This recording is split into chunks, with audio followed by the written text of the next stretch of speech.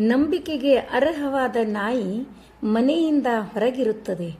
ನಂಬಿಕೆಗೆ ಅರ್ಹವಾದ ನಾಯಿ ಮನೆಯಿಂದ ಹೊರಗಿರುತ್ತದೆ.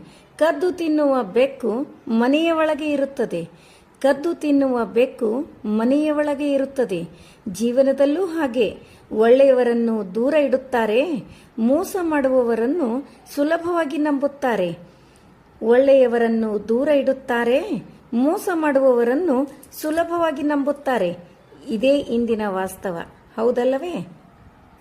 ಬದುಕಿನಲ್ಲಿ ನಮ್ಮನ್ನು ಅವಮಾನಿಸುವ ಪ್ರತಿಯೊಬ್ಬರೂ ನಮ್ಮ ಸಾಧನೆಯ ಹಾದಿಯ ಮೆಟ್ಟಿಲುಗಳು ಅಂದುಕೊಂಡು ಮುಂದೆ ಸಾಗುವ ಮನ ನಮ್ಮದಾಗಲಿ.